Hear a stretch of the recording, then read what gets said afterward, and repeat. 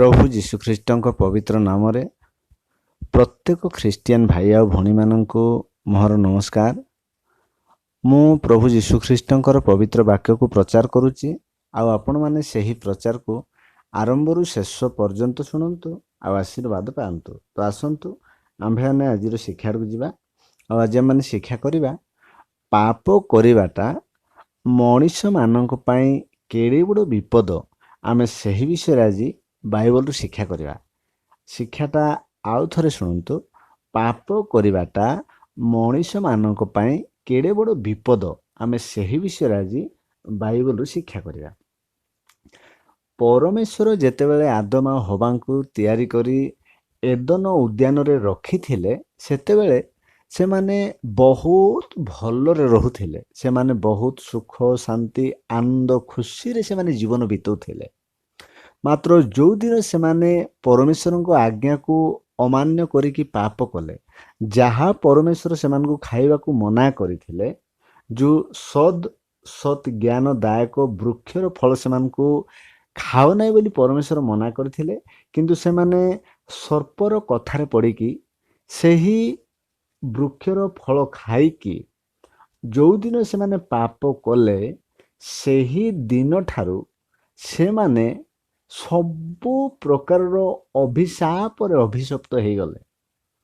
प्रथम काम है परमेश्वर ठार दूरे गले, तापर से जीवन रे मृत्यु आसिला, तापर से जीवन रे रोग ज्वर देखागला, से जीवन रे मुंड बता है, से दिन ठारू से आखि बता है, कान बता है, नाक बता है, पाटी बता है, से दिन ठारू मनीष मानक जीवन रे बेक बता है, छाती बता है, हाथ बता है, पेट बता है, गोड़ बता है, से दिन ठारू मनीष को जीवन रे भोक आसिला, शोष आसिला, से दिन ठारू मनीष को खरा वर्षा थंडारे सकाळु संध्या पर्यंत, संध्यारू आ सकाळ पर्यंत कठिन परिश्रम करवा पड़िला। पाठ पढ़िबारे हो कि चाकरी करिबारे हो कि चाषबास करिबारे हो कि बेपार बाणी करिबारे हो कि एमिति विभिन्न प्रकार माध्यम रे बहुत भयंकर परिश्रम करवा पड़िला। आउ सही दिन ठारू मनीष जीवन रे बहुत चिंता आसिला, टेंशन आसिला। सही दिन ठारू मनीष आउ जीव जंतु पशु पक्षी विभिन्न प्रकार प्राणी मान सहित भयंकर शत्रुता हो गला। से दिन ठारू मनीष भितर मध्य गोटे भयंकर शत्रुता हो गला। एमिति सही दिन ठारू मनीष जीवन रे सबु प्रकार अभिशाप हो गला। तो देखंतु मोर प्रिय भाई भणी माने पाप करवाटा मनीष पई गोटे केड़े बड़ विपद हो गला। जे जो दिन परमेश्वर को आज्ञा को अमान्य कर आदम हवा पाप कले, भूल कले, तो सही दिन ठारू मनीष जीवन रे एई समस्त प्रकार अशांति, टेंशन, चिंता, मनीष आखिर लुह गड़ाटा, मनीष जीवन रे दुख कष्ट देखा जीवाटा सही दिन ठारू आरंभ हैला। तो एथि मोर प्रिय भाई भणी माने पाप करवाटा हैला मनीष पई बहुत बड़ विपद। पाप करवाटा हैला मनीष पई बहुत बड़ विपद। तो एते बड़ अभिशापटा मनीष पाप करने द्वारा मनीष जीवन में आसी। तथापि परमेश्वर मनीष को सबुदिन परित्याग कले ना, मात्र प्रत्येक मनीष मान परमेश्वर आउ थे से पापरू परित्राण करी तांकर पुओ झील करी अनंत जीवन दे आउ थे स्वर्ग को लेकिन पाखरे रखापी परमेश्वर आउ गोटे योजना कले, जहाँकि तांको एकमात्र प्रिय पुत्र प्रभु जीशुख्रीष्ट को जगत मध्य को पठेले, जे जो लोक भी तांको विश्वास करिवो से आउ थरे जेमिति सेही परमेश्वरंकर पुओ झियो हेबार अधिकार पाई परिवो। जेमिति लेखा हिची जोहन लिखित सुसमाचार 1:12 लेखा हिची, इति एमिति लेखा हिची, मात्र जेते लोक ताहांकु ग्रहण कले अर्थात जो मन ताहांको नाम रे विश्वास कले से समस्तंकु से ईश्वर को संतान हेबा निमंते अधिकार देले। तो देखंतु मोर प्रिय भाई भणी माने मनीष भूल करी निज जीवन रो अभिशाप घटे आनी ईश्वर ठार पृथक होइकी जगत रे आसिला परे भी आउ थरे मनीष को परमेश्वर दया कले। दया करिकी कौन कले ना प्रभु जीशुख्रीष्ट को जगत मध्य को पठेले ଆଉ ଯେଉଁ ଲୋକ ସେଇ ପ୍ରଭୁ ଯୀଶୁଙ୍କୁ ବିଶ୍ୱାସ କରିବ, ପ୍ରଭୁ ଯୀଶୁ ଖ୍ରୀଷ୍ଟଙ୍କର ବାକ୍ୟକୁ ମାନିବ, ସେ ଆଉ ଥରେ କ'ଣ ହେବ, ଈଶ୍ୱରଙ୍କ ସନ୍ତାନ ହେବାର ଅଧିକାର ପାଇପାରିବ। ତ ଏଥିପାଇଁ ମୋର ପ୍ରିୟ ଭାଇ ଭଉଣୀମାନେ, ଆମକୁ ଗୋଟେ ସୌଭାଗ୍ୟ ମିଳିଛି। ପ୍ରଭୁ ଯୀଶୁ ଖ୍ରୀଷ୍ଟଙ୍କ ମାଧ୍ୟମ ଦ୍ୱାରା ଆମେ ଆଉ ଥରେ ପ୍ରଭୁ ଯୀଶୁଙ୍କୁ ବିଶ୍ୱାସ କରିକି ଆଉ ଥରେ ଆମେ ଈଶ୍ୱରଙ୍କ ପୁଅ ଝିଅ ହେଇପାରିବା। ଆଉ ଥରେ ଆମେ ହଜେଇ ଦେଇଥିଲା ସୁଖ ଶାନ୍ତି ଆନନ୍ଦ ଖୁସିର ଅଧିକାରୀ ହେଇପାରିବା। ଆଉ ଥରେ ଆମେ ଅନନ୍ତ ଜୀବନ ପ୍ରାପ୍ତ ହେଇପାରିବା। ଯେମିତି ଆଉ ମଧ୍ୟ ଲେଖା ହେଇଛି ଏହି ଯୋହନ ଲିଖିତ ସୁସମାଚାର 3:16 ମଧ୍ୟ ଲେଖା ହେଇଛି। ଏଠି ଏମିତି ଲେଖା ହେଇଛି, କାରଣ ଈଶ୍ୱର ଜଗତକୁ ଏଡ଼େ ପ୍ରେମ କଲେ ଯେ ସେ ଆପଣା ଅଦ୍ୱିତୀୟ ପୁତ୍ରଙ୍କୁ ଦାନ କଲେ, ଯେପରି ଯେ କେହି ତାହାଙ୍କଠାରେ ବିଶ୍ୱାସ କରେ ସେ ବିନଷ୍ଟ ନ ହୋଇ ଅନନ୍ତ ଜୀବନ ପ୍ରାପ୍ତ ହୁଏ। ତ ଦେଖନ୍ତୁ ମୋର ପ୍ରିୟ ଭାଇ ଭଉଣୀମାନେ, ଈଶ୍ୱର ଜଗତର ପ୍ରତ୍ୟେକ ମଣିଷମାନଙ୍କୁ ଆଉ ଥରେ ଏମିତି ପ୍ରେମ କଲେ ଯେ ସେ ନିଜ ଏକମାତ୍ର ପୁତ୍ର ପ୍ରଭୁ ଯୀଶୁଖ୍ରୀଷ୍ଟଙ୍କୁ ଜଗତ ମଧ୍ୟକୁ ପଠାଇଲେ, ଯେ ଯେଉଁ ଲୋକ ବି ତାଙ୍କୁ ବିଶ୍ୱାସ କରିବ ସେ ଆଉ ଥରେ କ'ଣ ହେବ, ବିନଷ୍ଟ ନ ହୋଇକି ଅନନ୍ତ ଜୀବନ ପାଇଯିବ। ତ ଏଥିପାଇଁ ମୋର ପ୍ରିୟ ଭାଇ ଭଉଣୀମାନେ, ମଣିଷ ପାପ କରି ଈଶ୍ୱରଙ୍କ ଆଜ୍ଞାକୁ ଅମାନ୍ୟ କରିକି ଅନନ୍ତ ନରକର ଯୋଗ୍ୟତା ଦେଖାଯାଇଥିଲା ପରେ ବି ଈଶ୍ୱର ଆଉ ଥରେ ମଣିଷ ଜାତିକୁ ପ୍ରେମ କଲେ, ଦୟା କଲେ।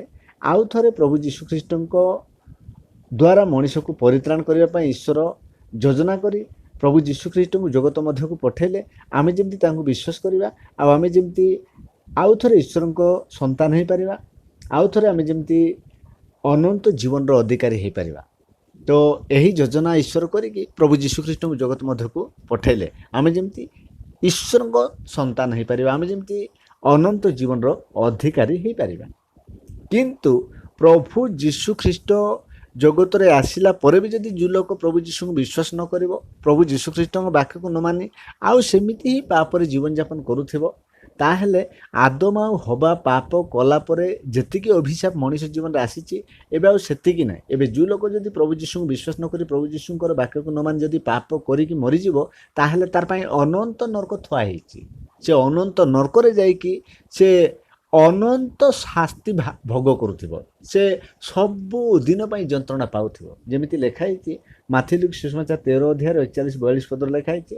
ଏଠି ଏମିତି ଲେଖା ହେଇଛି, ମନୁଷ୍ୟ ପୁତ୍ର ଆପଣା ଦୂତମାନଙ୍କୁ ପ୍ରେରଣ କରିବେ, ଆଉ ସେମାନେ ତାହାଙ୍କ ରାଜ୍ୟରୁ ସମସ୍ତ ବିଘ୍ନଜନକ ବିଷୟ ଓ ଅଧର୍ମଚାରୀମାନଙ୍କୁ ସଂଗ୍ରହ କରିବେ, ପୁଣି ସେମାନଙ୍କୁ ଅଗ୍ନିକୁଣ୍ଡରେ ନିକ୍ଷେପ କରିବେ, ସେଠାରେ ରୋଦନ ଦନ୍ତର କିଣିମିଡ଼ି ହେବ। ତ ଦେଖନ୍ତୁ ମୋର ପ୍ରିୟ ଭାଇ ଭଉଣୀମାନେ, ଯେଉଁ ଲୋକ ଯଦି ପ୍ରଭୁ ଯୀଶୁଖ୍ରୀଷ୍ଟଙ୍କୁ ବିଶ୍ୱାସ ନ କରି ପ୍ରଭୁ ଯୀଶୁଙ୍କର ବାକ୍ୟକୁ ନ ମାନିକି ଆଉ ଥରେ ଯଦି ପାପ ଭୁଲ କରିକି ଏମିତି ଯଦି ମରିଯିବ, ତାହେଲେ ପ୍ରଭୁ ଯୀଶୁ ଯେତେବେଳେ ଜଗତରେ ଦ୍ୱିତୀୟ ଆଗମନ କରିବେ, ତ ସେତେବେଳେ ତାଙ୍କର ଦୂତମାନଙ୍କୁ ପ୍ରଭୁ ଯୀଶୁ ପଠାଇବେ।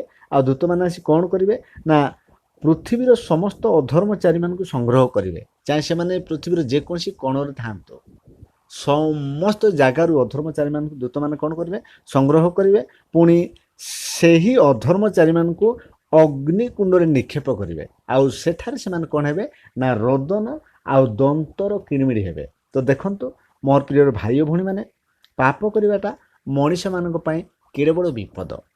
ଗୋଟେ ମଣିଷ ଯଦି ଅଧର୍ମରେ ଯଦି ଜୀବନ କାଟିବ, ପାପରେ ଯଦି ଜୀବନ କାଟି ଯଦି ସେମିତିରେ ଯଦି ସେ ମରିଯିବ, ତାହେଲେ ତାକୁ ଅନନ୍ତ ନରକକୁ ଯିବାକୁ ପଡ଼ିବ।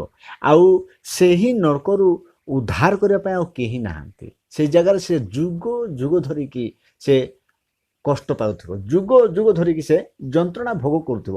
ଅନନ୍ତ ଶାସ୍ତି ବୋଲି ଲେଖା ହେଇଛି, ଯାହା ମାଥିଲୁ ସୁସମାଚାର 25:46 ଲେଖା ହେଇଛି। ଏମିତି ଲେଖା ହେଇଛି, ଆଉ ଏମାନେ ଅନନ୍ତ ଶାସ୍ତି, କୋଉମାନେ?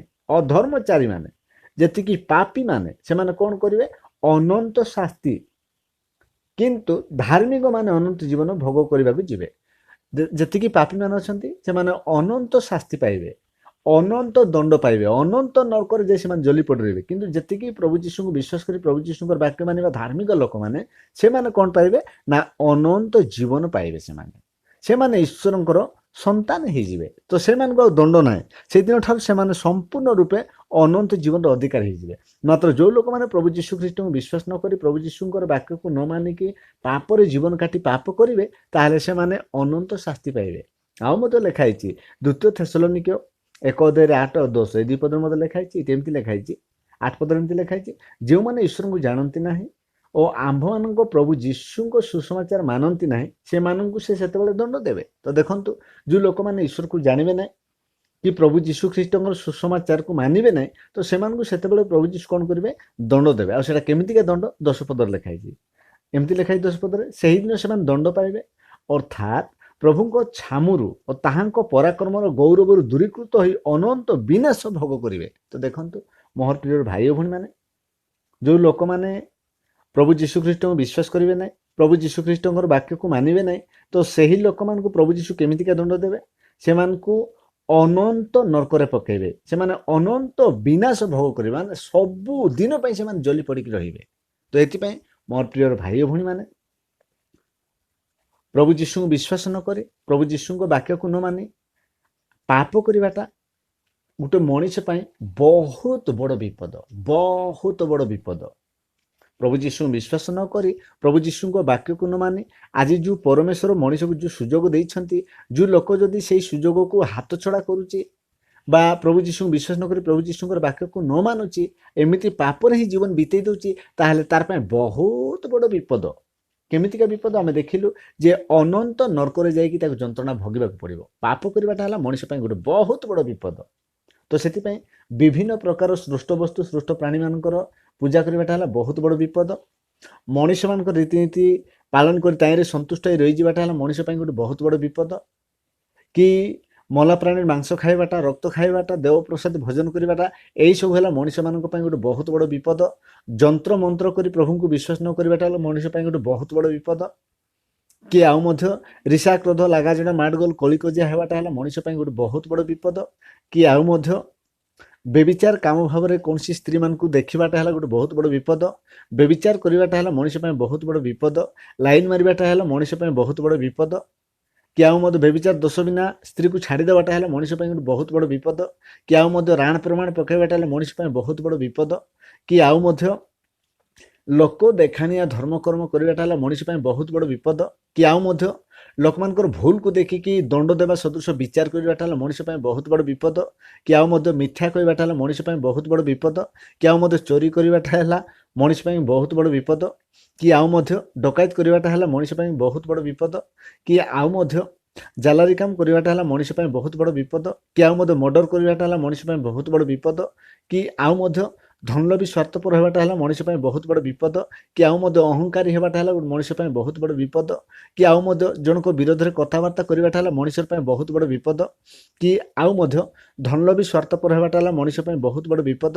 କି ଆଉ ମଧ୍ୟ ଜାଲାରି ଫନ୍ଦି ଫଟକାର ହେବାଟା ହେଲା ମଣିଷ ପାଇଁ ବହୁତ ବଡ଼ ବିପଦ।